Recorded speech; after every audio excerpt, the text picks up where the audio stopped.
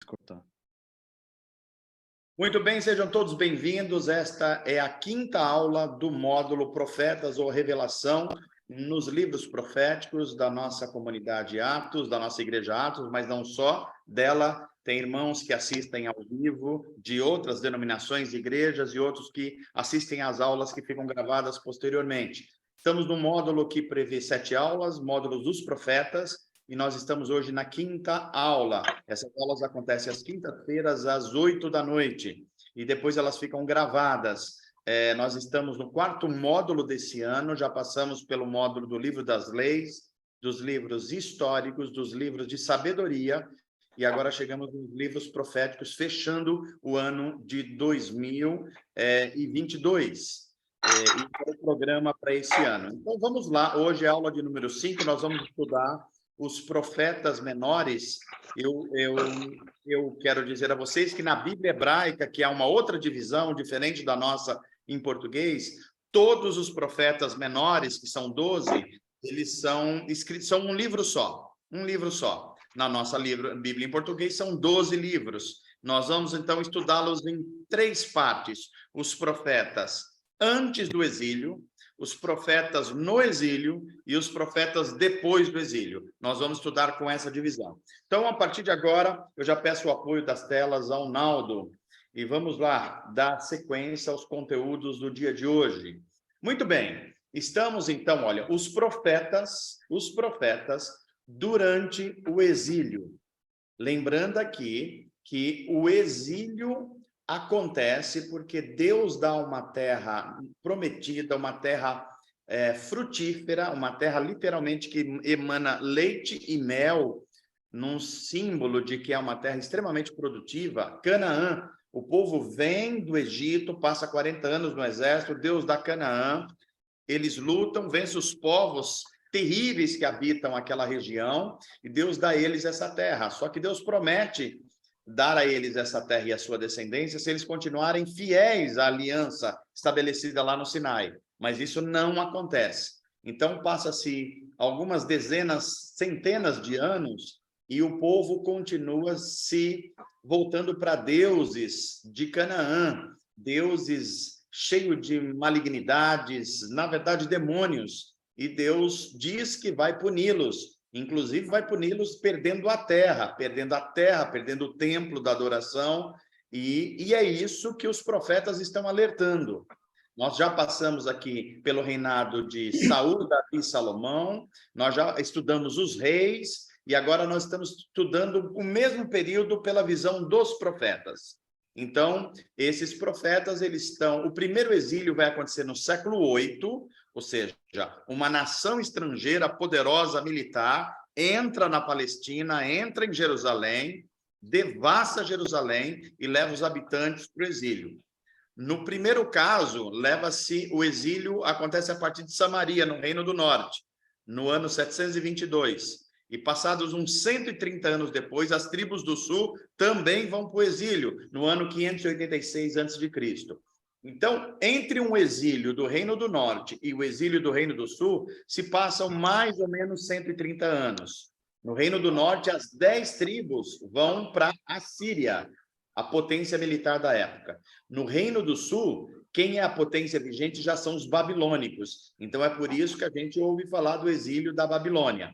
Quem vai para o exílio da Babilônia são 2 tribos, Judá e Benjamim, que correspondem ao Reino do Sul, cuja capital é Jerusalém. Ok? Então, é esse contexto.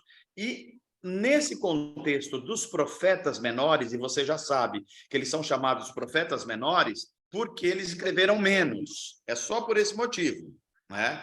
Eles escreveram menos e, quando tem menos conteúdo, são chamados de profetas menores.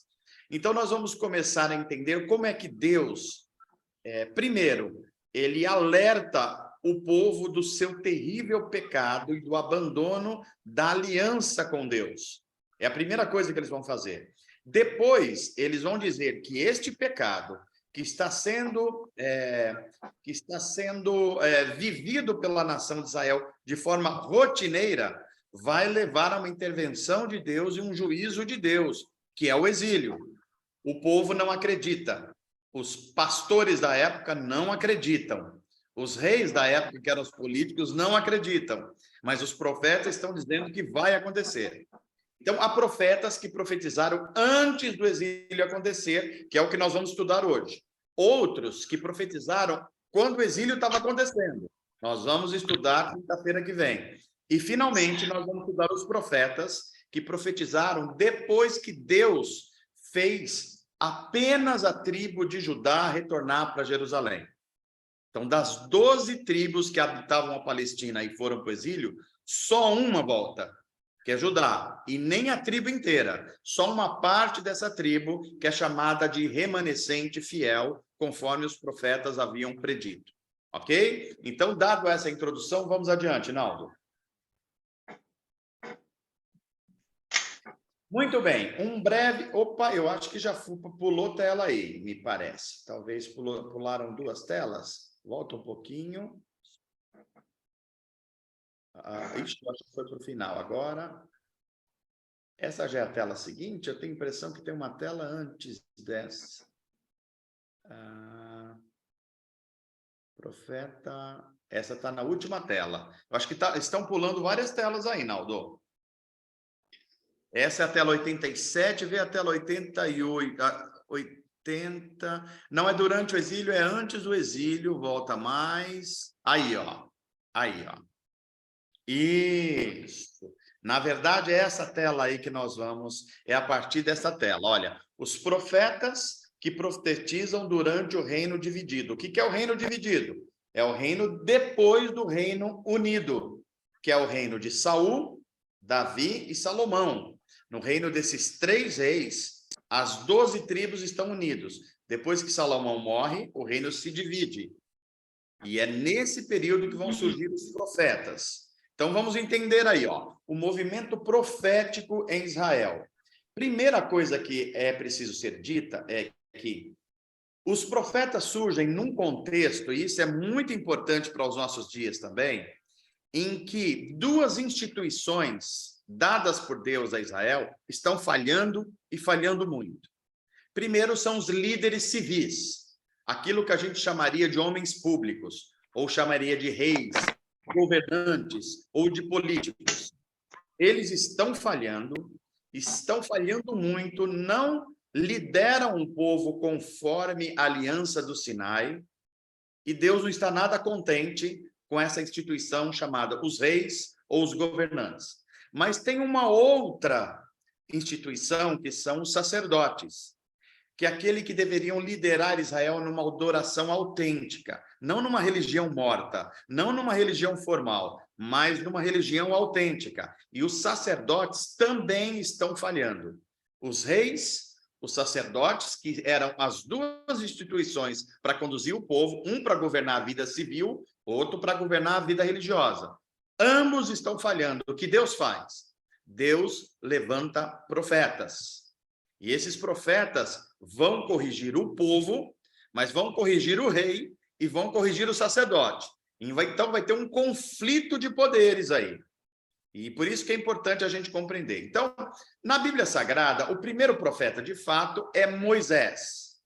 Eu já disse a vocês que Abraão também é chamado de profeta, porque ele fala com Deus e fala em nome de Deus. Mas Abraão não é um profeta nos moldes dos profetas hebreus posteriores. Esse movimento começa com Moisés. Moisés é o primeiro profeta de Israel e o maior profeta que Israel já viu.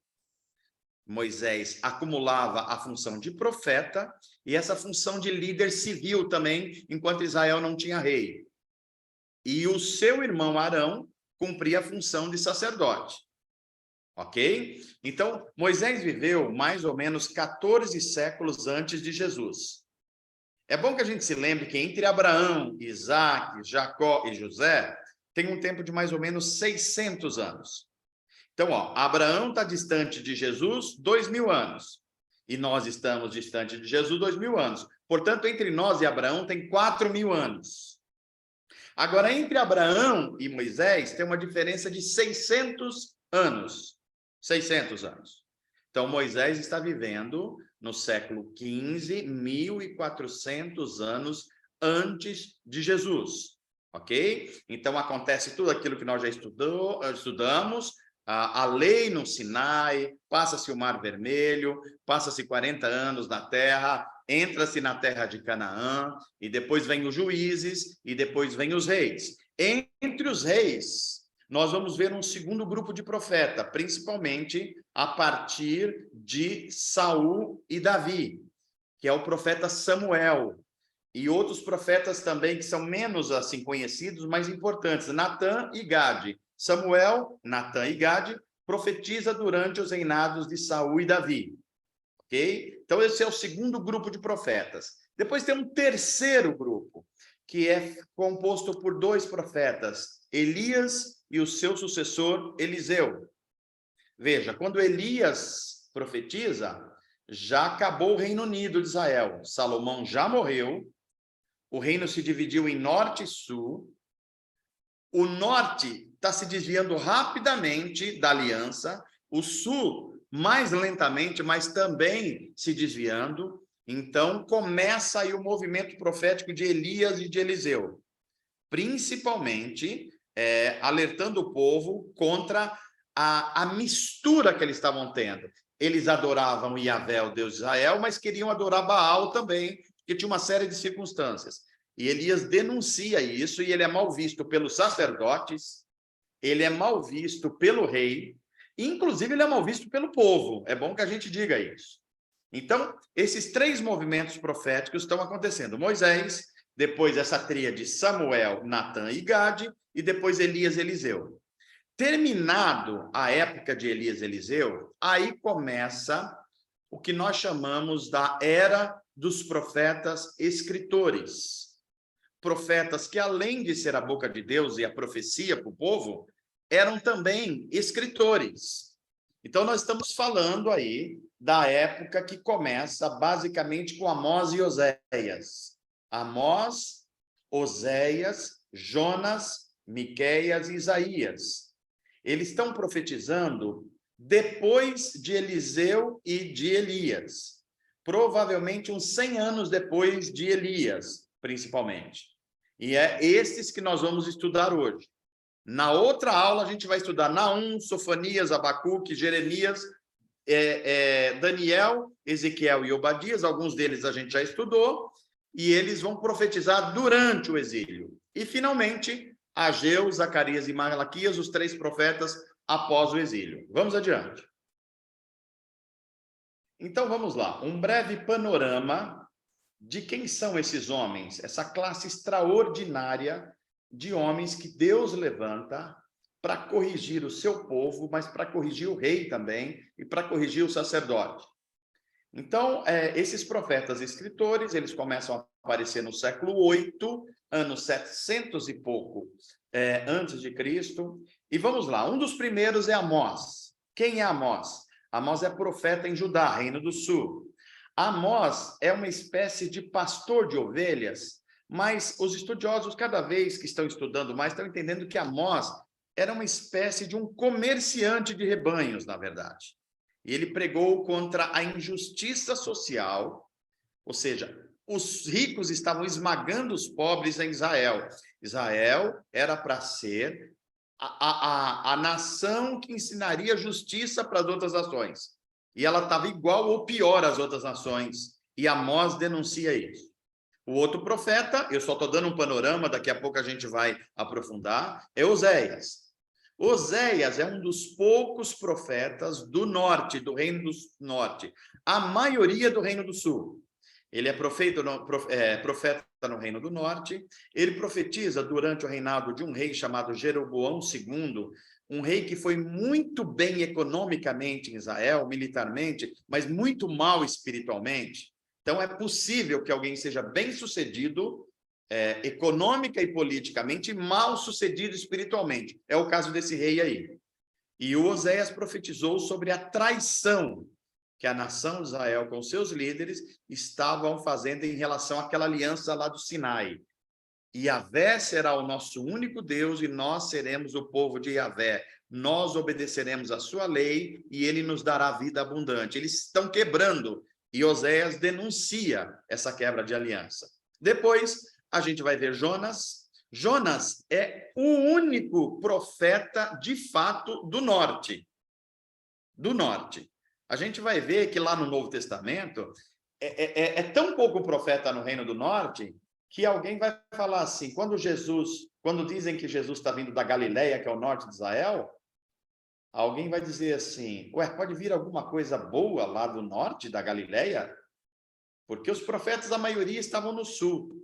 Né? Então, a gente vai ver a pergunta de Herodes, por exemplo, a gente vai relacionar com os profetas. Então, Jonas é galileu, é do norte, ele também está profetizando no reinado do rei Jeroboão II, e ele prega aquela famosa pregação contra a capital do mundo da época, que era Nínive.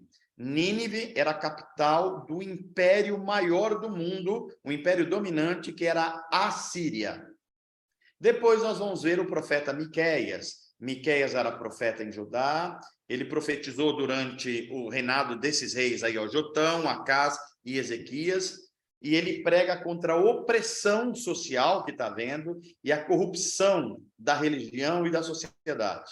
Isaías, que a gente já estudou, mas ele faz parte desse grupo de profetas, ele é profeta, é conselheiro político lá na corte do rei Uzias, em Judá, ele predisse a vinda do Messias, do rei davídico, e então esses aqui, um resumo breve, panorama, dos 5 profetas chamados pré-exílicos ou do reino dividido. Vamos adiante.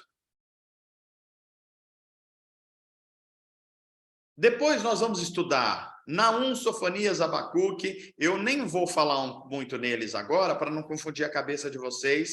Eles estão pregando basicamente durante o exílio. Vamos adiante? E depois a gente vai falar dos profetas que voltam a Jerusalém depois do exílio da Babilônia. Ageu, Zacarias e Malaquias. E eu vou fazer uma observação do livro de Joel e da profecia de Joel. Vamos adiante, que é o nosso conteúdo de hoje. Então, vamos lá. Conhecendo os profetas do reino dividido, ou seja, depois de Salomão. Eles estão depois de Salomão e antes do exílio.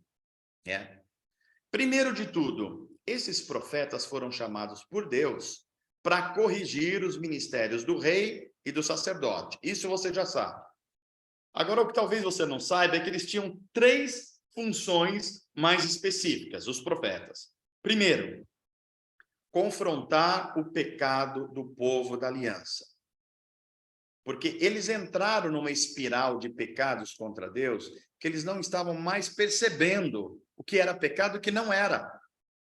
Então, os profetas vêm para lembrar da santidade de Deus, da exigência que Deus faz da santidade de vida da nação da aliança, Israel, e que o povo vai atrair sobre si muitas malignidades porque não param de pecar e não se arrependem.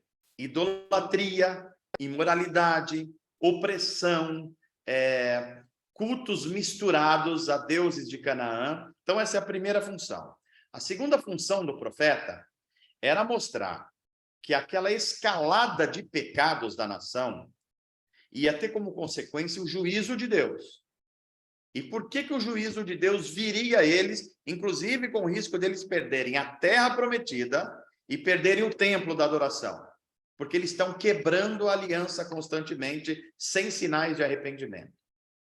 Terceira tarefa do profeta: revelar que o mesmo Deus que exige santidade e que aplica o juízo contra o pecado é também um Deus cheio de misericórdia. E que aqueles que se arrependerem, se voltar para ele, ele vai lhes dar um futuro de esperança.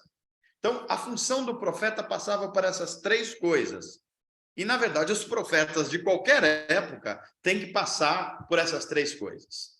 Então, quem são esses primeiros profetas escritores? Amós. Amós era um profeta que ele não era um profeta profissional, por assim dizer. Ele era um leigo. E Deus chama ele no ministério bem breve para ele confrontar o pecado de Israel. O outro é Oséias. Oséias é um profeta que profetiza contra o reino do norte. É aquele profeta que Deus dá uma missão dificílima para ele, que é se casar com uma mulher prostituta da vida, ter filhos com ela. Essa mulher abandona Oséias algumas vezes, e Deus está querendo mostrar que a nação de Israel faz isso com ele, Deus e Yahvé. Jonas, um profeta recalcitrante, um profeta que ele prefere morrer a ouvir e obedecer à vontade de Deus. Olha que interessante. Um profeta que prefere morrer do que cumprir a vontade de Deus. E por quê? Porque ele é um nacionalista ferrenho. Ele é judeu e ele detesta os assírios. Ele detesta. E em Jonas há um quesinho de racismo. Olha só. Ou seja, o nosso povo é o povo da aliança, os assírios são um povo que não estão na aliança, portanto, Deus não tem nada com eles, Deus só tem com a gente. Jonas acha que a salvação de Deus tem a ver com a raça. Deus vai mostrar que não. Jonas vai brigar contra Deus e Deus vai sair vencedor. Quarto, Miqueias, outro profeta extraordinário. Miqueias é o profeta que vai dizer que a solução em Israel, para o pecado de Israel, é um rei justo, porque todos os reis anteriores falharam, os sacerdotes falharam, só um rei completamente justo, que conforme a profecia vem da linhagem de Davi, é que vai colocar Israel e Judá no trilho, e por conseguinte as outras nações também. Essa é a mensagem de Miqueias. Isaías, que era um profeta e conselheiro da corte de Judá, que nós já estudamos, que dispensa comentário aqui. Vamos adiante. Então, ó, dá uma olhadinha boa para esse gráfico aqui. Dá uma boa olhada para esse gráfico. Olha só, a gente tem Moisés lá 1400 anos antes de Cristo. Depois, no período dos juízes, há uma única pessoa com essa característica, é Débora, a profetisa. Depois, já na época dos reis do Reino Unido, Saul, Davi e Salomão, nós temos esses três profetas, Samuel, Natã e Gade. Depois, um pouco mais para frente, já depois da morte de Salomão, Elias e Eliseu. E depois começam aí, olha, esses ciclo de profetas e escritores, Amós, Oséias, Jonas, Miqueias e Isaías, que é o grupo que a gente está estudando hoje. Depois vem esse segundo grupo que a gente vai estudar quinta-feira que vem, e o terceiro grupo, que é a última quinta-feira. Vamos adiante.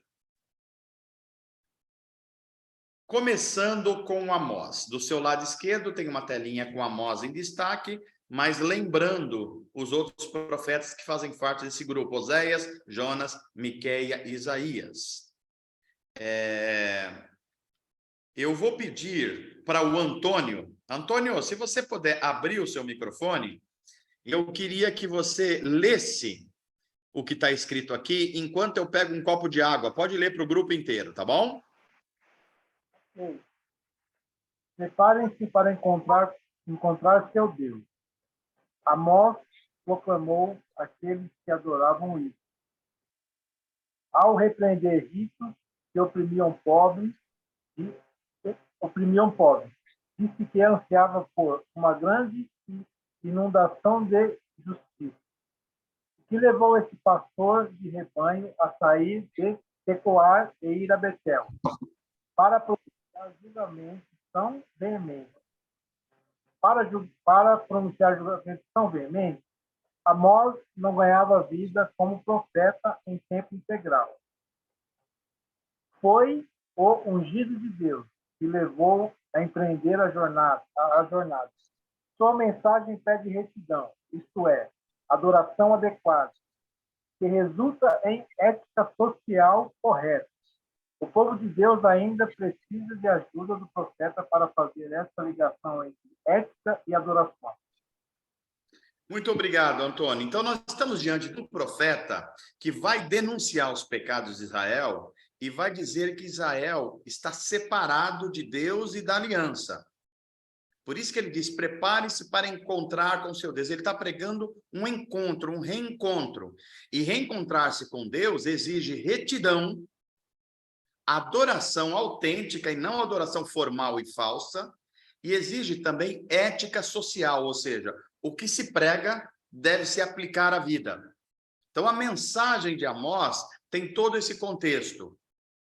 Amós vai denunciar que adoração formal, mas que não é acompanhada de ações no dia a dia, é um engano. E Deus não quer saber disso. Deus nem considera essa adoração. Inclusive, Deus está triste com Israel por causa disso. Vamos adiante. Olha lá, vamos entender quem é Amós. Amós é profeta em Judá, portanto, Reino do Sul. Ele é um pastor de rebanhos, provavelmente um comerciante de rebanhos, entre elas ovelhas. E, curiosamente, ele prega contra a injustiça social. É como se a gente pensasse hoje num empresário que normalmente não gosta muito de pensar em direitos do trabalhador, pregando que os outros empresários estão cometendo pecado contra o trabalho e contra o trabalhador. Esse é Amós. Ele não é do ciclo de profetas profissionais, que havia escola de profetas em Israel. Ele não é. Ele vem de fora. Inclusive, ele sofre uma certa pressão por causa disso aí, né? Segundo, ele era um fazendeiro, um homem de negócios, era um comerciante de ovelhas, ele também trabalhava vendendo figos, negociando figos, era fora do círculo dos religiosos profissionais. Terceiro, ele profetizou durante os reinados de Uzias, em Judá, e de Jeroboão II, em Israel. Mais ou menos entre 50 e 70 anos antes do primeiro cativeiro, o cativeiro das 10 tribos. E ele proferiu mensagem de condenação e juízo contra o reino do norte. Olha só, ele é do reino do sul, mas ele profetiza contra o reino do norte. Ele foi expulso de Betel, que era o centro de adoração estabelecido pelo rei Jeroboão, na divisão do reino. Olha só o que aconteceu. Quando os dois reinos se separaram, Deus havia estabelecido que o local de adoração era Jerusalém, o Monte Sião. Mas o reino do norte falou, não, se o pessoal aqui do norte começar a ir para Jerusalém, o nosso reino do norte vai se acabar. Vai chegar uma hora que o sul vai engolir a gente. Então, vamos fazer também um centro de adoração aqui. E eles escolhem o quê? Betel. Betel passa a ser um centro de adoração no norte, não autorizado por Deus. Não autorizado por Deus. Continuemos. A profecia de Amós trata com especificidade dos pecados de Israel. A gente vai ver que Oséias vai falar do pecado de Israel, e Joel também. Mas Amós vai pôr o dedo na ferida, ele vai dizer especificamente no que Israel está pecando contra o seu Deus. Os estudiosos dizem que o ministério de Amós talvez não tenha durado mais que um ano, foi muito curto. E ele profetiza tanto contra Israel, reino do norte, contra o Judá, mas não só. Ele profetiza contra mais 6 nações no entorno de Israel. Portanto, a profecia de Amós é uma profecia de que Deus é criador de todo ser humano, ele é governante de todas as ações, e todas as ações devem prestar contas a Yahvé, o Deus de Israel, que é o Deus de toda a terra. E ele também denuncia que adoração sem prática, sem ética, é um ritual vazio. O resumo da profecia deste homem: Deus vai trazer castigo porque Israel quebrou a aliança. Mas depois que Deus trouxer esse castigo e ele purificar um remanescente, ele vai trazer restauração. Essa é a mensagem do profeta Amós. Amós profetizou de forma tão veemente contra a injustiça social que ele se tornou o profeta preferido de alguns homens como Martin Luther King nos Estados Unidos. O movimento dos direitos civis nos Estados Unidos, na década de 50 e 60, liderado por Luther King, teve como inspiração o profeta Amós, né? Olha a importância da profecia bíblica, né? Então, esse Amós, vamos continuar entendendo. O conteúdo do livro. O conteúdo do livro. Só volta um pouquinho, Naldo, por favor, só um pouquinho, naquele quadrinho lá de cima. Conteúdo do livro. Primeiro, é um anúncio de um julgamento para as nações. Primeiro, Amós fala às nações. Depois fala a Israel. E depois promete restauração para aqueles que se arrependerem. Então, o livro, ele trata nessas 3 sessões. Vamos adiante. Olha só, os julgamentos proferidos por Amós, eles acontecem em 3 discursos e 5 visões. Primeiro, Amós vai denunciar como as nações, mesmo não tendo a luz que os judeus tinham na aliança, eles tinham uma lei interior. Eles também sabiam, uma consciência, que sabia o que era certo e o que era errado. Mas eles estavam frequentemente quebrando essas leis interiores que Deus deu a eles também, mesmo não sendo o povo da aliança. E olha como Amós, ele põe o dedo na ferida das nações por causa de coisas que a gente chamaria hoje talvez de direitos humanos. Por exemplo, a profecia dele vai contra a Síria, não a Síria. Lembra que a Síria é um império. Síria é um país pequeno acima de Israel, tá bom? Então, o pecado da Síria que ele denuncia, crueldade. Um povo extremamente cruel com os mais fracos, cruel com os animais, um povo que praticava crueldade e Amós diz, Deus vai vingar. Segundo, a Filístia, ou seja, a terra dos filisteus. Eles praticavam o tráfico de escravos. Aí alguém falaria assim, ué, mas o tráfico de escravos não era permitido? Não, era permitido socialmente. Deus nunca quis isso. Nunca quis isso. Terceiro, o pecado da Fenícia, outra nação poderosa no entorno de Israel, que não só ele fazia um tráfico de escravos, mas eles tinham um mercado de escravos de vender gente. Deus nunca tolerou esse negócio de vender gente. Quarto, o pecado de Edom, os edomitas. Edom era um país que tinha uma rinha com Israel e eles não se reconciliavam e eles adoravam quando Israel era esmagado por o império, eles batiam palma. E Amós denunciou, olha, vai vir juízo para vocês também. Amon, outro país do entorno de Israel, extremamente cobiçosos, extremamente cruéis para conseguir o que queriam, foram denunciados. Moabe, por exemplo, a terra de Ruth, a moabita, olha só, ódio, violência e vingança. Amós denuncia essas nações. E denuncia o pecado de Judá, o seu país, desprezo pela justiça, conforme a lei de Moisés e a aliança do Sinai, e desprezo pela lei de Deus, a lei de Moisés. Então, ele denuncia as nações, denuncia Judá, agora ele denuncia Israel, as 10 tribos do Reino do Norte. E qual é o pecado de Israel? Corrupção. Corrupção e opressão. Ou seja, os mais ricos estão enriquecendo e estão esmagando os mais vulneráveis. Mas também ele tem uma mensagem de restauração para Israel. Esse é Amós. Vamos adiante.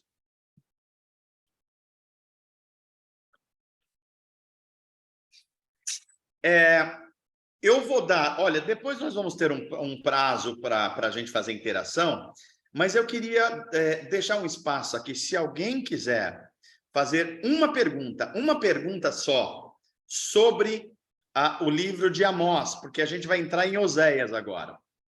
Se alguém tiver, se manifeste aí, de tudo que foi dito até agora, sobre esse primeiro profeta, o profeta Amós, que viveu mais ou menos 700 e poucos anos antes de Jesus.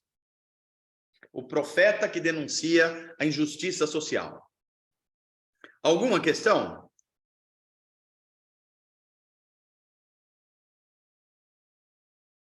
Nenhuma? Então tá bom. Então eu vou seguindo, a gente espera então o final para a gente fazer as questões. Então vamos ao segundo profeta de hoje, Oséias. O profeta Oséias. Lembre-se, nós estamos estudando 5 profetas no reino dividido antes do exílio. Quem é Oséias?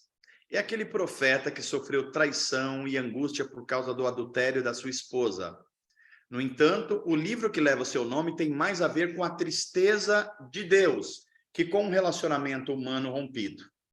As experiências de Oséias revelam a agonia de Deus com os pecados do seu povo.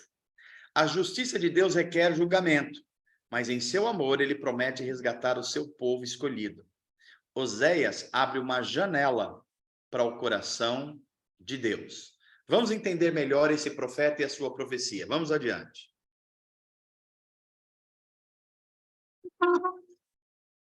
Vamos lá, Oséias, olha aí o período que ele profetiza, mais ou menos aí entre 760 e 725. Então, o centro da profecia de Oséias é a aliança de Deus com Israel, firmada lá no Sinai, e que está sendo rejeitada constantemente através da idolatria. Deus avisou muita nação de Israel que eles receberam a lei no Sinai, o modo de viver em justiça, mas quando eles entrassem em Canaã, eles iam tomar contato com a cultura pecaminosa dos cananeus. E se eles não se firmassem na lei de Deus, eles iam ser corrompidos à idolatria e imoralidade. Está acontecendo. E Oséias está denunciando isso. A profecia de Oséias é uma grande exortação ao arrependimento às 10 tribos do norte, cerca de 50 anos antes do cativeiro. Olha só, Oséias está falando que Deus vai tirar deles a terra prometida, mas ninguém está dando bola. Imagina, Oséias, nós somos o povo da aliança. E a profecia dele demora quase 50 anos para se cumprir. 3. O Oséias, ele é contemporâneo de Amós, também de Isaías e também de Miqueias. Olha só. E o seu ministério durou cerca de 60 anos. Olha, ao contrário de Amós, o ministério profético de Oséias foi bem longo. Ele está vivendo aí 100 anos após Elias, aproximadamente. Como Isaías, ele profetizou nos reinados desses reis aí, olha, Uzias, Jotão, Acás e Ezequias, em Judá, e Jeroboão II, lá no Reino do Norte, em Israel. Há uma dúvida entre os estudiosos se ele é cidadão de Israel, portanto do norte, ou de Judá do sul, devido ao profundo conhecimento e sentimento que ele tem do Reino do Norte. Muito provavelmente com Jonas, são os 2 únicos profetas do norte. Talvez fosse... viveu numa época em que os reis e os sacerdotes se tornaram pessoas libertinas, assassinas, e que confiavam mais nas potências da época, que era Egito e Assíria, do que no Deus de Israel. E Oséias denunciou isso. Eles confiavam mais em políticos, em reis, do que no Deus único e verdadeiro. E Oséias está dizendo, isso vai acabar em tragédia. Mas o povo e os líderes ouvem muito pouco a Oséias ou quase nada. E então Oséias faz uso de cenas dramáticas, de dramas, para transmitir a sua mensagem profética. E notadamente aparece na profecia de Oséias a metáfora do casamento. Possivelmente nenhum outro profeta paga um preço tão caro, tão elevado, por ser chamado por Deus, do que Oséias. Por quê? Porque amando de Deus, Deus manda ele ir numa casa de prostituição, tomar uma das prostitutas de lá, casar-se com ela, dar uma família, ter filhos com ela, dar segurança e prosperidade para ela. Quando isso tudo está acontecendo, a mulher trai Oséias e volta para a prostituição. E Deus manda Oséias voltar lá de novo, pegar ela, perdoá-la e trazê-la de volta. É uma missão bastante difícil para o profeta. O nome dessa mulher é Gomer. E o que é que Deus está querendo mostrar, tendo a vida de Oséias como dramatização? Assim como Oséias está sofrendo porque a sua esposa se prostitui e volta para a prostituição, assim Deus também está sofrendo porque a sua nação da aliança, Israel, se prostitui contra os deuses. Deus vai e os livra, mas ela volta a se prostituir religiosamente também. Ou seja, Oséias vive na sua própria pele o drama do abandono de Israel ao seu Deus e se voltando à prostituição da religião. Vamos adiante. Então, vamos lá. Quais são as ênfases teológicas da profecia de Oséias? Ou seja, como Deus se revela, como Deus se relaciona com o povo em Oséias. Bem, o tema teológico é Israel, a esposa infiel, abandona seu esposo cheio de compaixão, mas este a acolhe novamente. O adultério espiritual de Israel com os deuses falsos da região de Canaã, confiando a sua proteção não a Deus, mas a nações que pareciam fortes, mas eram pagãs e idólatras como Egito e a Síria. Essa infidelidade de Israel à aliança lá do Sinai é descrita por Oséias como um adultério. A importância de conhecer a Deus, esse tema aparece muito em Oséias, através de um estreito relacionamento e obediência à sua palavra. O que significa conhecer a Deus? Significa ver o mundo, ler o mundo a partir das lentes de Deus. E para isso é necessário um relacionamento bem estreito com o Deus de Israel. É o que Israel não está fazendo. O significado profético e teológico dos 3 filhos. Olha, Oséias tem 3 filhos. Olha o significado no nome desses 3 filhos com essa mulher tirada das casas de prostituição, que é Gomer. O primeiro filho, o significado tem o nome Deus espalhará. Olha só. O segundo é uma menina e tem o nome Desfavorecida. Terceiro filho tem o nome cujo significado é não meu povo. Olha que nomes. Então, o livro e a profecia de Oséias se estrutura em 3 partes. Primeiro, separação. Israel se separou do seu Deus. Israel é a esposa infiel. Segunda parte, condenação. Deus condena Israel por causa da sua prostituição religiosa. Terceira parte, reconciliação. Israel, a nação prostituída religiosamente, é perdoada por Deus, é reconciliada por Deus e é restaurada por Deus. Este é o tema, os macrotemas da profecia de Oséias. Vamos adiante? Muito bem, passamos também mais um profeta, o primeiro Amós, o segundo Oséias. E da mesma forma, eu dou uma paradinha aqui para ver se tem uma ou 2 perguntas especificamente para a profecia de Oséias. Com vocês, alguma questão, alguma observação?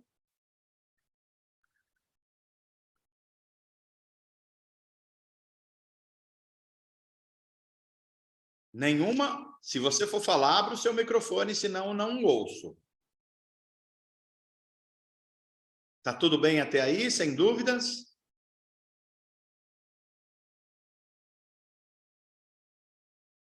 Então, vamos lá. Então, vamos continuar o terceiro profeta, Jonas.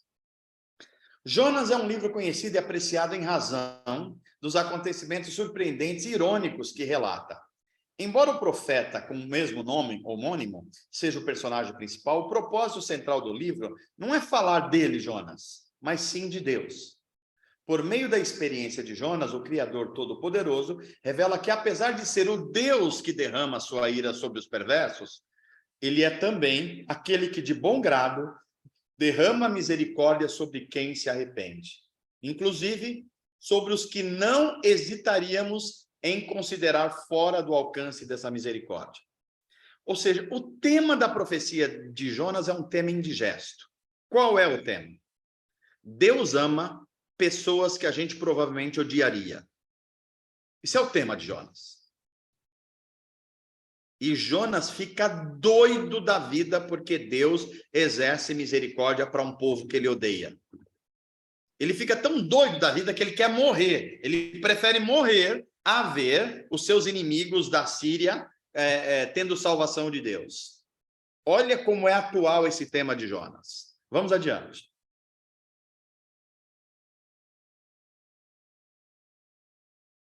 Então, vamos lá. Quem é Jonas? Jonas vive aí mais ou menos entre os anos 782 e 753, portanto, mais ou menos junto com Oséias aí.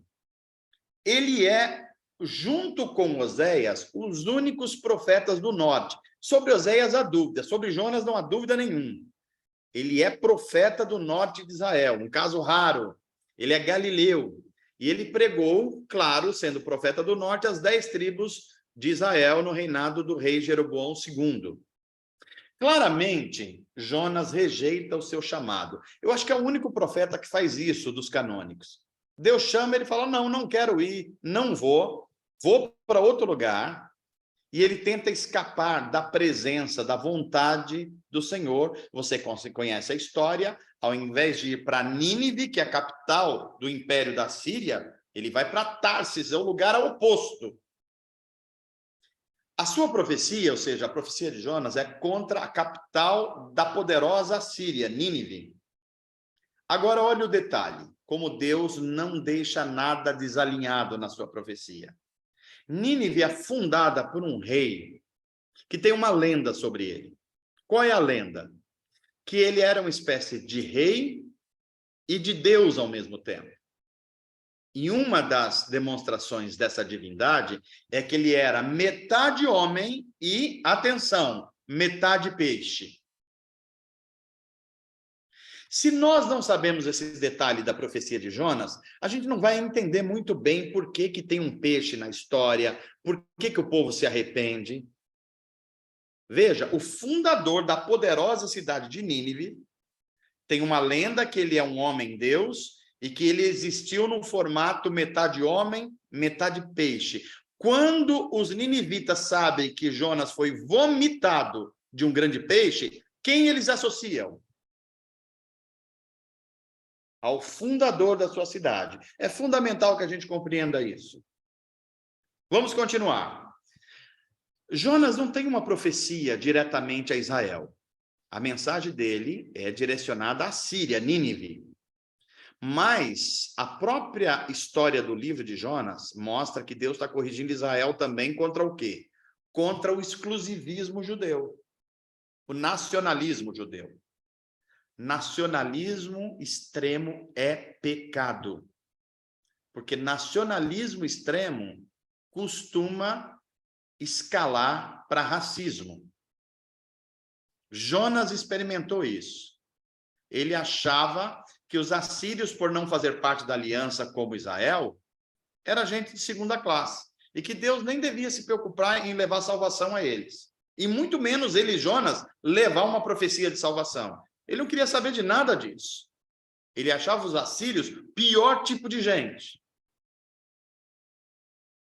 Jonas, então, a gente vai ver na sua profecia que ele falha como homem de Deus. Ele não cumpre o que Deus manda ele fazer. Mas ainda assim, a sua missão é bem-sucedida, porque Deus interfere. Jonas falha, mas Deus cumpre o seu propósito. Jonas é tão reticente a fazer aquilo que Deus está mandando ele fazer, pregar para um povo estrangeiro que ele odeia, que ele chegou a pedir que Deus permitisse a sua morte. Eu prefiro morrer aí fazer isso. A ideia de Jonas sobre Deus é uma ideia talvez muito popular nos dias de hoje. Quem é Deus?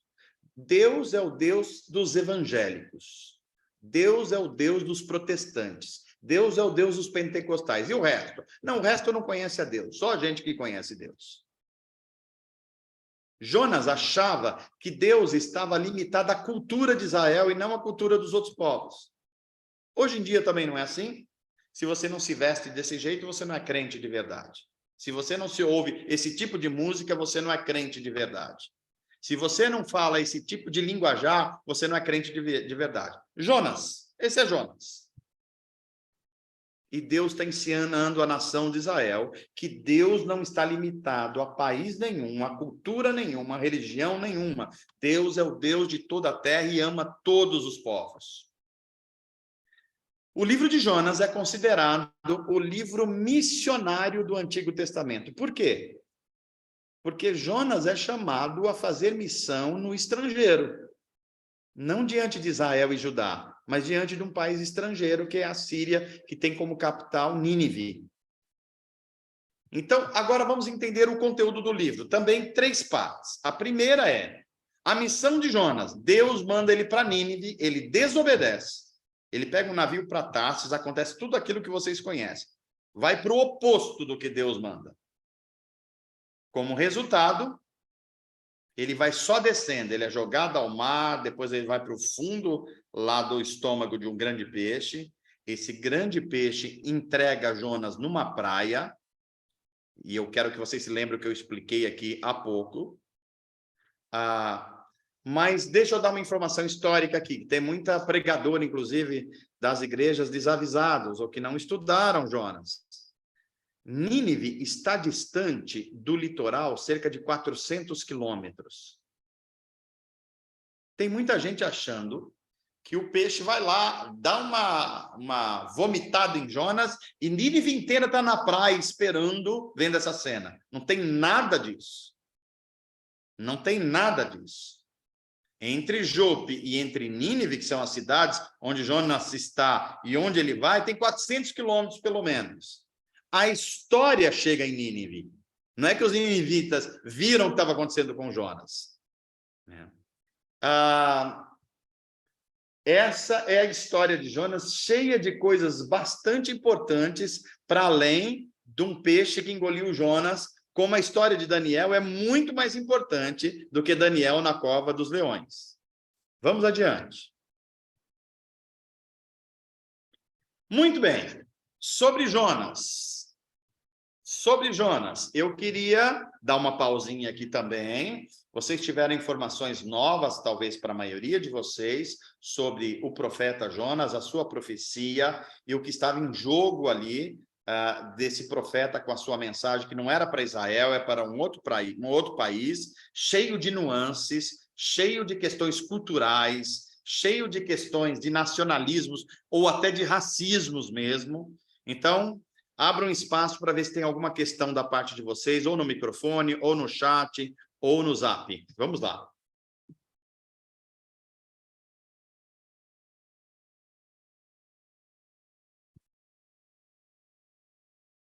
Tem uma questão aqui no chat, mano, do Então Ivan. vamos lá. É sobre Jonas, né? Sim. Tá bom. O profeta Jonas representa o preconceito que existe em todos nós em relação ao diferente. Creio que Deus espera que esse preconceito seja controlado por nós, nascendo aí o respeito e a paz para cada um seguir sua vida. Pois é, esse é um comentário, então, né? E é muito pertinente. É muito pertinente, porque em Jonas nós somos desafiados a ver como Deus age para cima das coisas que nós tentamos limitar Deus. Primeiro, Deus ama outros povos que não o nosso povo. Deus ama outras raças que não a nossa raça. Gosta disso, de estudo, Deus assim. ama. Se soubesse colocar, ele não sabe, né? Tem um microfone aberto aí. Gislene, seu microfone está aberto. Por favor, fecha um pouquinho. Ok, Deus ama pessoas que às vezes nem conhecem a cultura religiosa nossa, e ele ama. Deus ama pessoas que têm outras ideologias políticas e que nós não gostamos. Deus ama. E a gente precisa aprender a amar como Deus ama. E Jonas é chamado a isso. E ele rejeita, ele briga com Deus, mas Deus está denunciando o racismo dele, o nacionalismo extremo dele. Tem mais alguma questão?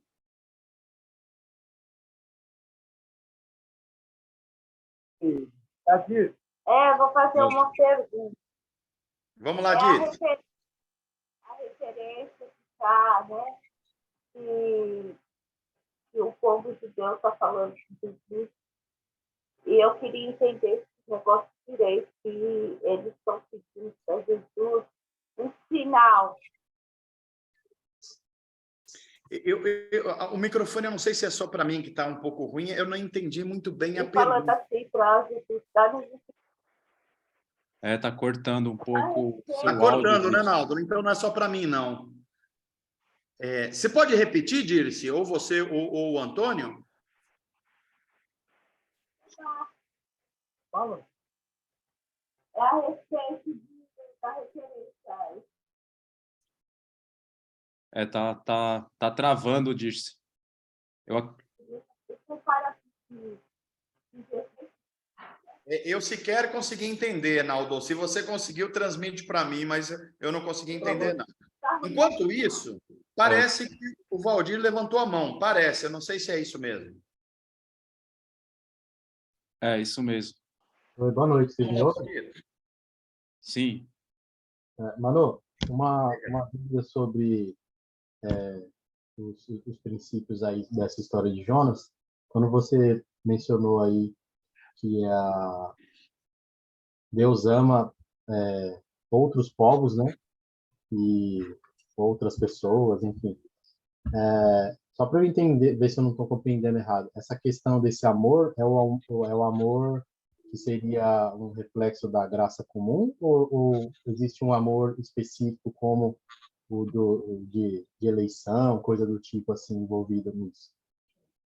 Olha só, Valdir, excelente pergunta que tem um conteúdo teológico importante. Primeiro, as duas coisas estão aí.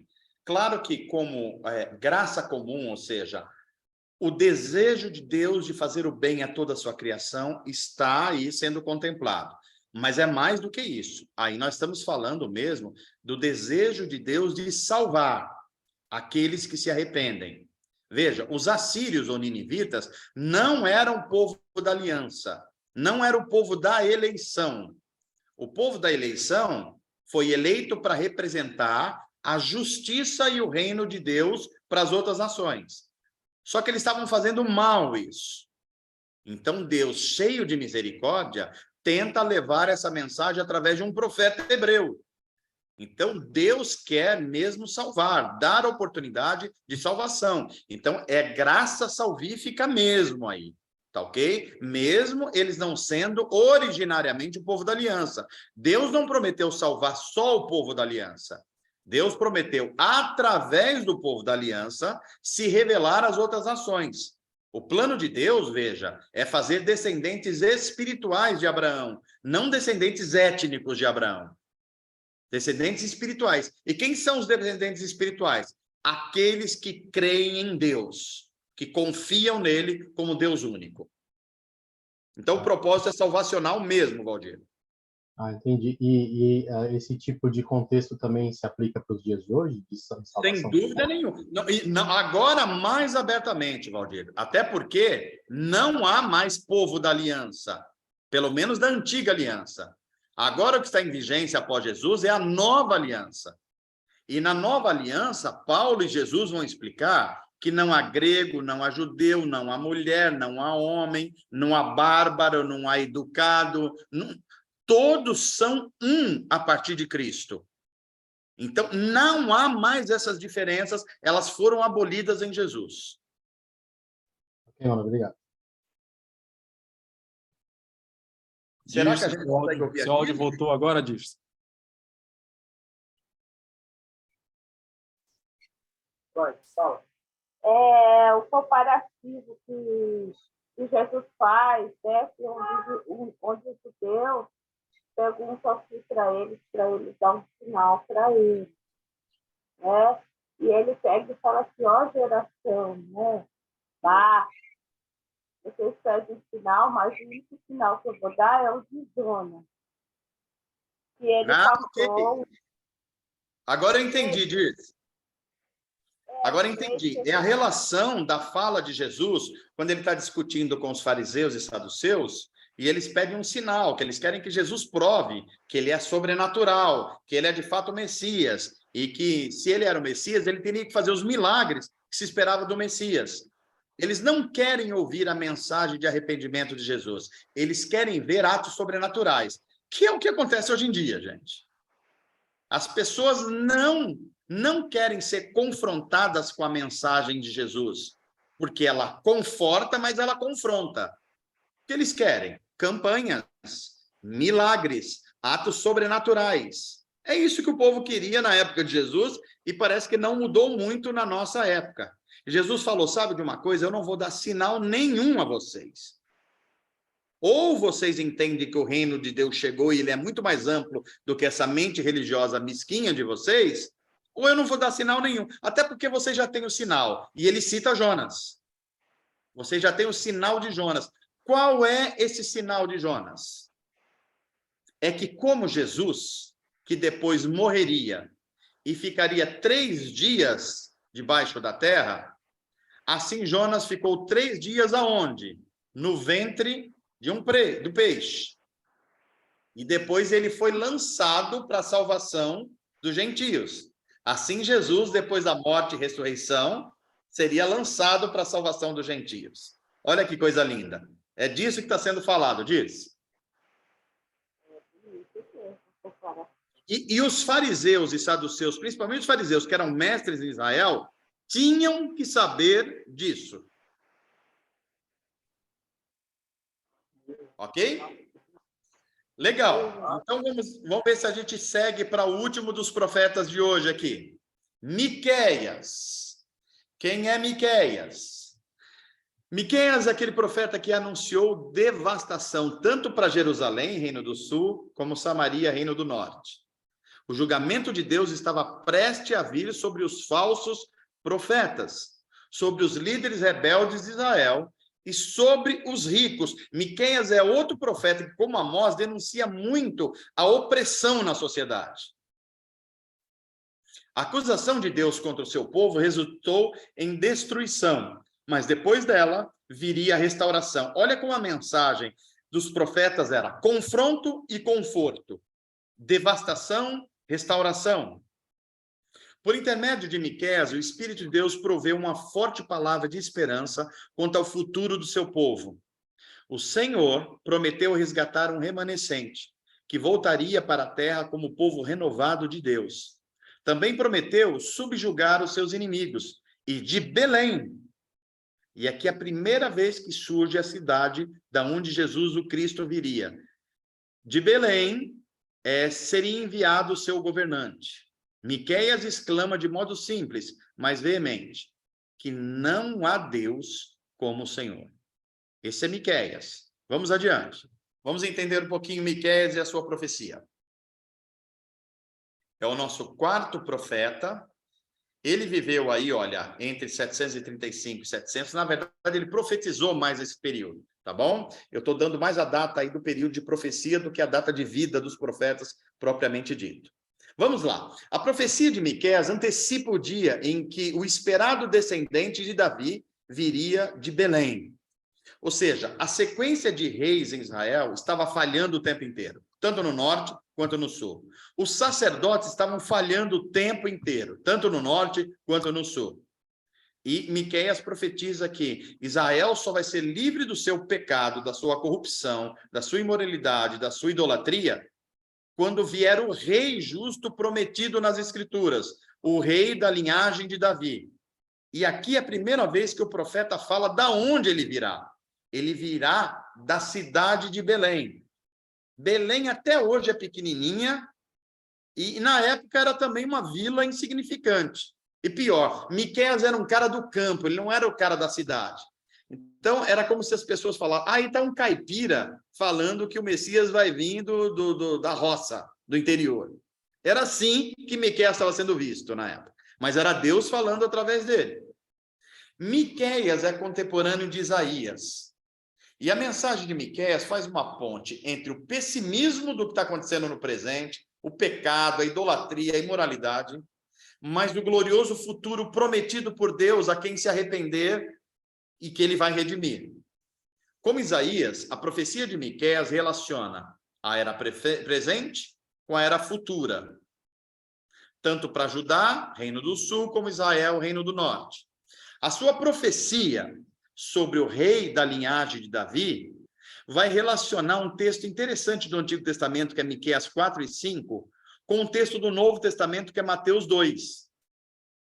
Por exemplo, quando Jesus nasce e Herodes quer matar Jesus, junto com as outras crianças, ele promove aquela matança dos inocentes, e quando os magos passam por ele, ele convoca os magos, e ele, cheio de malignidade no coração, quer matar a criança Jesus, mas ele diz assim para os reis magos do Oriente, aonde que vocês estão indo? Aonde que a profecia fala que vai nascer o Messias de Israel? O que é que Herodes está tentando saber? está tentando saber o que o profeta Miqueias disse.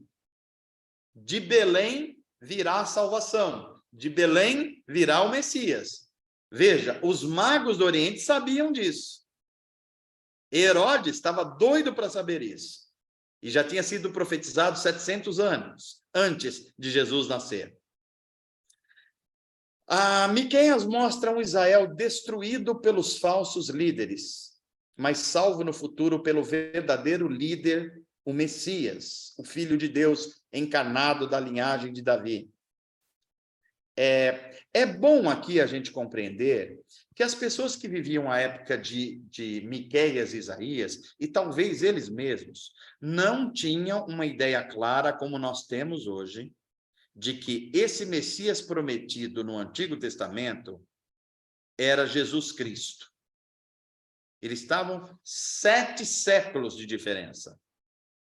O que tinha na mente deles? É que viria, de fato, um descendente de Davi, e que seria um homem muito usado por Deus no governo, com atos sobrenaturais, com poderes militares enormes, para livrar Israel. Na cabeça deles está isso. Não está necessariamente um rei humilde que vem vencer pelo amor e não pelo exercício do poder. É muito importante que a gente capte essa ideia que está acontecendo aí. Então, Miqueias denuncia a religião formal e sem autenticidade. Os cultos estavam acontecendo em Israel, só que eles não traziam o culto para a vida. Eles esmagavam os pobres, os ricos espremiam os pobres, e depois ia dar glória a Deus no culto da Atos de domingo de manhã. Não pagavam os outros, ia dar glória a Deus no culto. Tratava mal a empregada, xingava a mulher de palavrão, mas ia dar glória a Deus no culto domingo. E o Miqueias falou, Deus está vendo, e ele vai trazer juízo sobre vocês. Tanto Jerusalém como Samaria. Esse é Miqueias. Vamos adiante.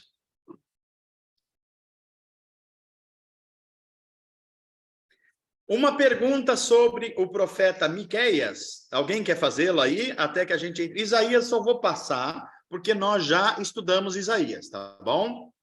Ele é contemporâneo de Miqueias e as mensagens são muito parecidas até. Alguma questão, pergunta, observação sobre Miqueias?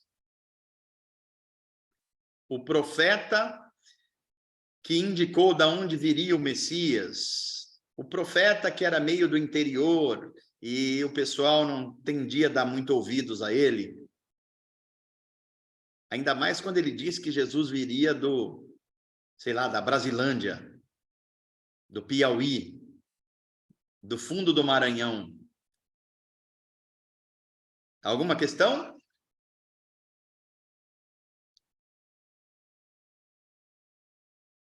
Não? Então tá bom, deixa eu entrar em Isaías. Pode ir para a próxima tela, Naldo. Como nós já estudamos, só lembrando, Isaías foi um profeta e um conselheiro político na corte dos reis de Judá. Era diferente de Miqueias. Ele era um cara da cidade, um cara da urbe, bastante instruído, profetizou em Judá durante o reinado de 4 reis, provavelmente era parente de um rei em Judá. Ele era casado também com uma profetisa, tinha 2 filhos. Sua profecia reflete a análise da dádiva da aliança e como Israel quebrou a aliança. O seu livro tem 66 capítulos, o mesmo número de livros da Bíblia, chamado Evangelista do Antigo Testamento. A sua profecia se equilibra entre o anúncio da ira de Deus e o anúncio da graça de Deus. Talvez ele foi morto por um rei perverso em Israel, que é Manassés. E esse é um sujeito que, como Oséias, pagou um preço também grande por ser profeta de Deus. Porque Deus deu uma ordem para ele andar nu e descalço durante 3 anos em Jerusalém, como forma de denunciar como Israel estava nu e descalço, esperando que Egito ia salvar eles da Síria. Olha como Deus dramatizava essas histórias para o povo entender, e mesmo assim o povo se negava a obedecê-lo. Ele é chamado profeta messiânico pelo anúncio do Messias. Olha só, Isaías profetiza que o Messias virá, maravilhoso conselheiro, Deus forte, o Pai da eternidade, o príncipe da paz. E Miqueias, que é contemporâneo de Isaías, diz que o Messias virá de Belém. Olha como essas profecias vão se complementando. Isaías também prega sobre o servo sofredor, que tem muita gente que acha que é Jesus, mas que é mais indicada a nação de Israel, ou Jesus como representante de Israel, o único israelita verdadeiro. Aí sim, ok? Esse é Isaías. Vamos mais uma tela, Naldo, eu acho que conclui essa parte. Bem, aqui é sobre Isaías também, mas como nós estudamos, vocês já estão mais acostumados com a profecia de Isaías e a sua vida. Mais uma tela. Muito bem.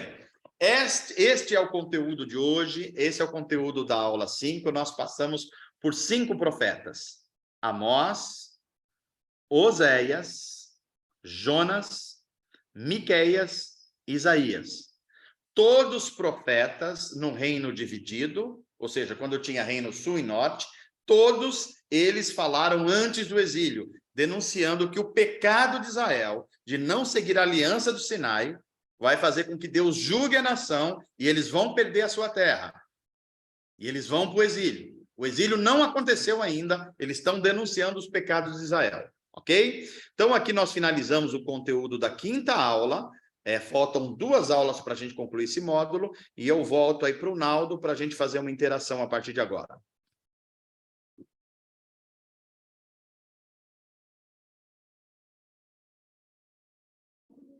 Maravilha, maravilha, pessoal. Vamos lá. Momento de perguntas, continuar as perguntas, né? Que hoje foi um pouco mais dinâmico até, né, mano? Tendo algumas perguntas no meio de sua fala. Aqui tem no chat aqui a questionamento, o esclarecimento aqui do Ivan, que eu já li. No grupo tem uma pergunta do Ney.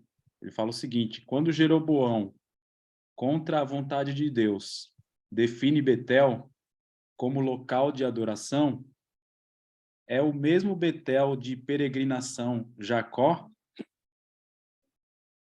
A pergunta do Ney, né? Isso. É isso mesmo, é isso mesmo. É a mesma Betel, e a mesma Betel, por exemplo, da época de Elias e Eliseu, né? Lembra que ele fala para Eliseu, fica aqui, Eliseu, que eu vou para Betel, o Senhor me mandou ir para lá, e eu tenho que obedecê-lo, mas o Eliseu fala, não te solto de jeito nenhum. É essa mesma Betel. Ocorre que Betel se tornou um centro de adoração não autorizado por Deus na sequência. Por quê? Porque era uma espécie de concorrência, uma rivalização com Jerusalém e o Monte Sião. Deus havia estabelecido o Monte Sião, em Jerusalém, como local da adoração, que é inclusive o Monte do Templo. Mas só que quando Salomão morreu, o filho de Salomão foi muito inábil e não conseguiu fazer lá o que se esperava dele, e o Jeroboão aproveitou uma fraqueza de Roboão, que era o filho do Salomão, e dividiu o reino. Então, 10 tribos ficaram de um lado e 2 embaixo. Roboão ficou governando Judá e Benjamim, e Jeroboão ficou governando lá em cima.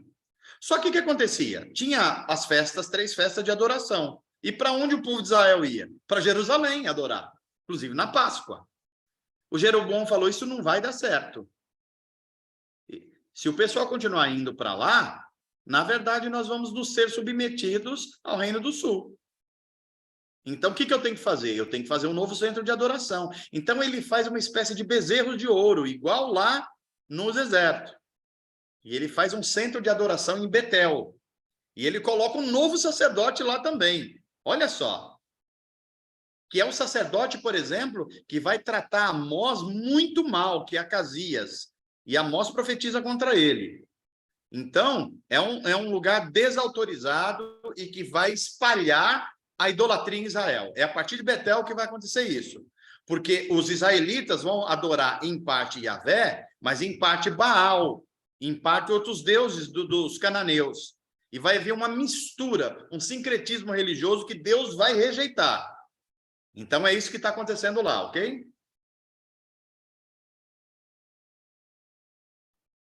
Perfeito. O Lima?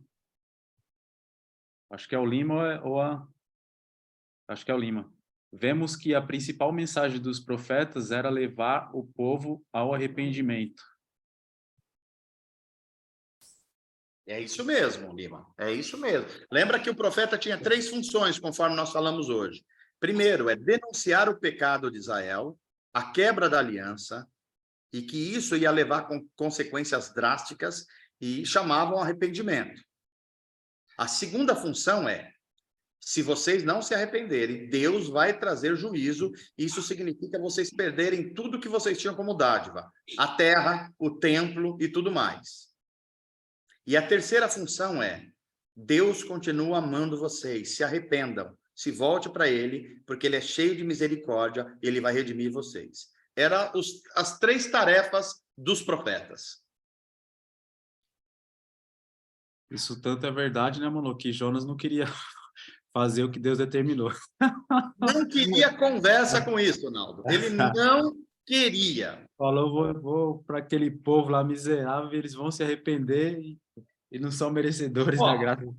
A ideia, o momento de Jonas, eu vou dar algumas semelhanças aqui. Imagina Deus mandar um judeu de Jerusalém pregar para os palestinos. Era isso. Ele preferia morrer aí.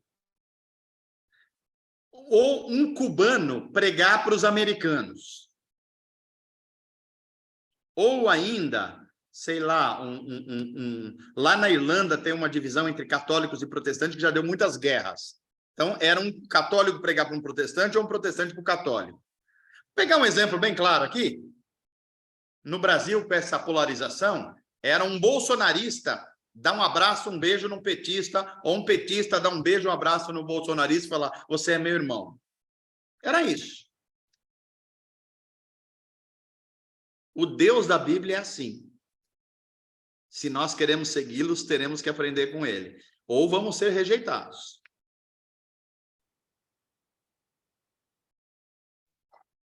É isso aí. Posso fazer uma pergunta? Vai lá, Ney. Que eu achei muito curioso essa parte de Jonas aí, que realmente eu não fazia ideia da lenda de um rei metade homem, metade peixe. E aí fez muito sentido, né? Mas tem o nome desse rei? Essa é a pergunta. Tem o nome dele rei, sim. É Oanassis, é um rei que fundou o Império Assírio Nínive. Show, obrigado, hein? Valeu, Ney.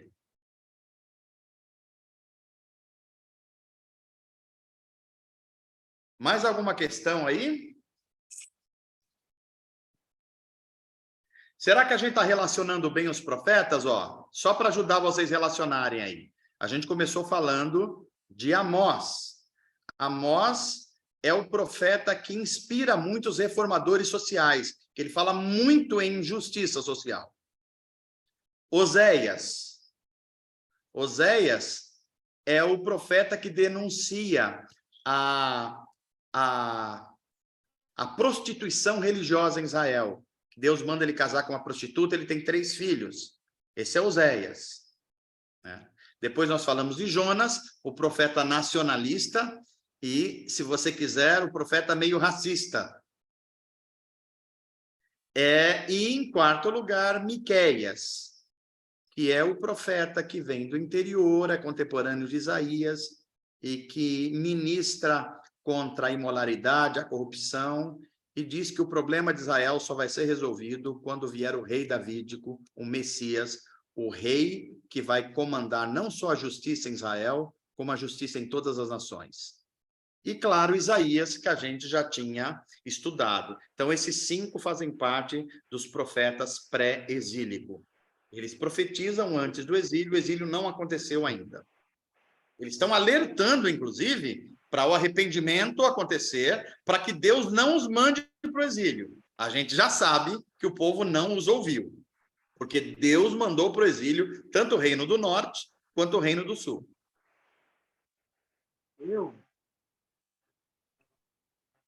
Ô, Mano, Oi? o evangelho, como é que fala? O evangelho integral, ele é uma profecia para os dias de hoje? O evangelho integral, o áudio está um pouquinho ruim, o que mais? A profecia para os dias de hoje, para nós. Eu não estou conseguindo compreender direito. Naldo, você compreendeu melhor que eu? Só repete para mim. Não. O evangelho, eu só entendi que o evangelho integral, ele é o dia de hoje, é isso? Como não entendi essa parte.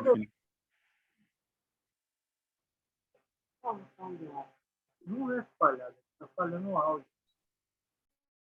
O áudio ainda está bastante prejudicado, né? Vamos ver se ele consegue melhorar um pouquinho. Eu também só entendi o evangelho integral, depois eu não entendi a sequência.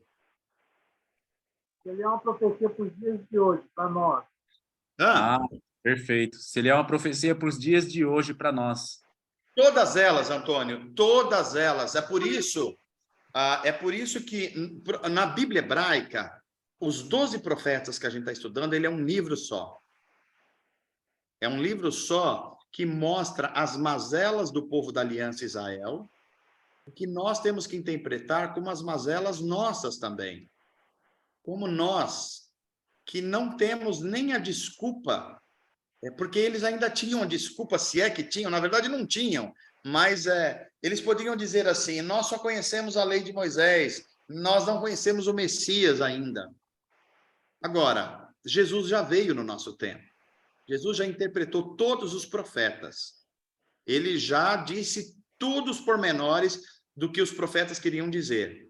Ele veio trazer a paz, a justiça, a compaixão, a fidelidade, o domínio próprio. Ele veio trazer tudo isso, mas nós insistimos que basta a gente ter uma religião formal, já está tudo ok. E basta a gente convencer os outros para a nossa religião, está ok. Mas os profetas estão denunciando que o problema não é a nossa religião. A solução não é a nossa religião. Porque nem mesmo nós estamos cumprindo a nossa religião. O que os profetas estão denunciando vocês fazem cultos a Deus, vocês se dizem de Deus, vocês se dizem evangélicos ou israelitas, mas a vida diária de vocês não mostra nada dessa vida em justiça.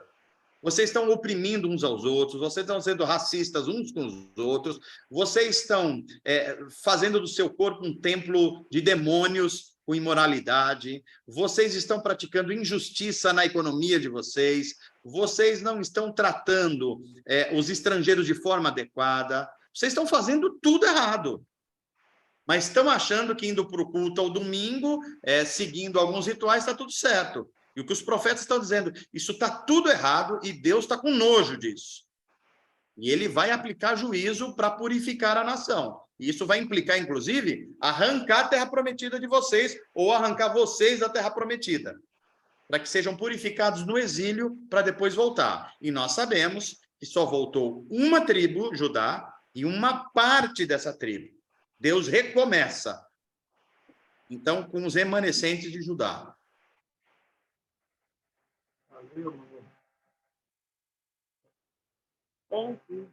Entendido. É o evangelho que age em todas as áreas da nossa.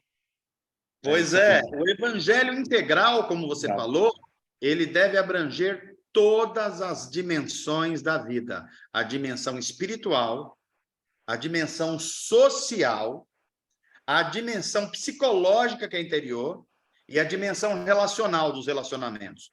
Se não envolver tudo isso, não é o evangelho integral da graça de Deus. Perfeito. Eu acho que a Ana queria fazer uma pergunta, Ana? Não, Olá. É bem interessante que assim, a história da minha família, no sentido da parte do meu pai, é bem aquilo que nós estávamos conversando, Manu, no domingo. É um povo que veio de uma tradição e que chegou nesse país e trouxe essa tradição, né? Presbiterianos, ortodoxos e toda aquela coisa, e que eles eram muito maus com os escravos. Então, meu pai cresceu nessa revolta toda, porque meu nome é Guerrab, porém, eu sou Bragança também, que a minha prima é Ju Bragança. Então, é portugueses e alemães. Então, eles juntos se uniram as duas famílias. E, assim, algumas primas minhas me contam que meu pai tinha uma tia muito bem alemã mesmo, e que ela odiava os alemães, ou os negros, e ela fazia cada coisa terrível. E essa minha tia do meu pai, que ela morreu de uma maneira muito trágica, e aos domingos estava na igreja. Ô, Ana, Então, nós tínhamos conversado sobre isso no domingo, e eu me lembrei que, por exemplo, na década de 50 e 60, os donos de escravos do sul dos Estados Unidos, que eram batistas do sul, eles surravam até sangrar os seus escravos no domingo de manhã, e depois tomava banho e ia para a igreja e cantava hinos maravilhosos ao Senhor. Sim. É igual a minha família, que são os Guerrar e os Bragança, que é português e alemão.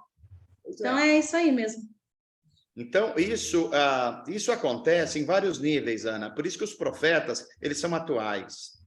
Por exemplo, quando as opressões familiares acontecem, pais que são perversos dentro de casa, mas depois são, sei lá, presbíteros da igreja, e parecem anjos na igreja e são demônios dentro de casa, né?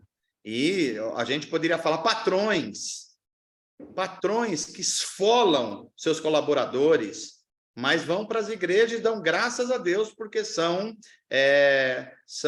pessoas bem-sucedidas. Isso é a mão de Deus que está sobre eles.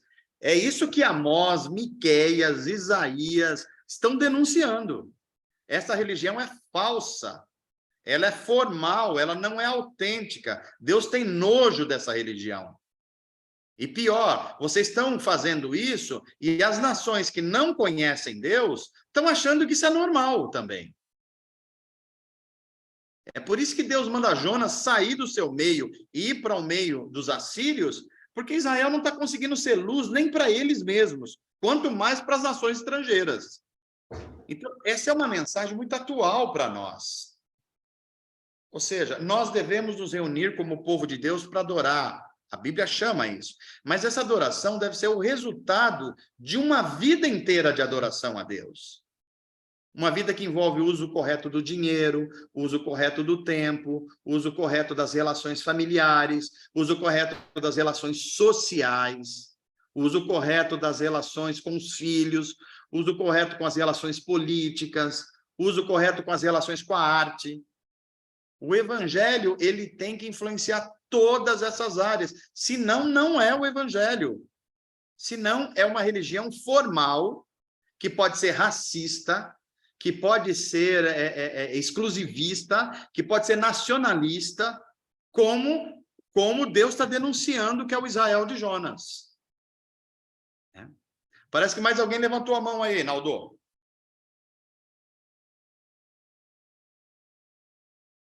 Eu vou à vontade.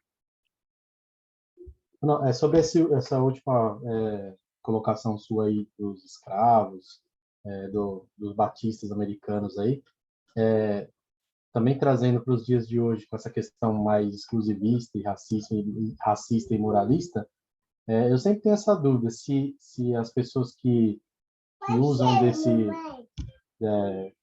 dessa prerrogativa para, sei lá, bíblica, né, na cabeça deles, entre aspas, né, o que passa na cabeça dessas pessoas? Elas interpretam errado a Bíblia e fazem uma autojustificativa dessas ações? Ou é meio uma esquizofrenia que divide o domingo do resto da semana? Não dá para entender muito bem como que algumas coisas acontecem e se dissocia do que no caso aí do culto, como você está apresentando aí, né? Do louvor, do culto, do domingo, né? Valdir, o centro desse problema está na questão de que a graça de Deus é um escândalo. É um escândalo porque Deus não escolhe pelo mérito. Deus não escolhe pelo mérito. Deus escolhe quem ele dá a chance de se arrepender e se arrepende. Então, por exemplo, por que tem pessoas que resistem a essa mensagem e querem fazer do moralismo a sua religião? Porque eles se acham superiores moralmente. Aí eles falam assim: eu sou superior, então você tem que ser igual a mim. Aí você fala, e a relação sua com Deus? Como eu sou muito bom, Deus é quase obrigado a me salvar. Porque eu não mato, eu não bebo, eu não fumo, eu não sou gay, eu não sou não sei o quê, eu não sou não sei o quê. Deus é praticamente obrigado a me salvar. O que ele está falando? Eu devo ser salvo porque eu mereço ser salvo. Manoel, então essa interpretação deles por... É orgulho espiritual. Mas onde eles acham embasamento para isso? O coração humano.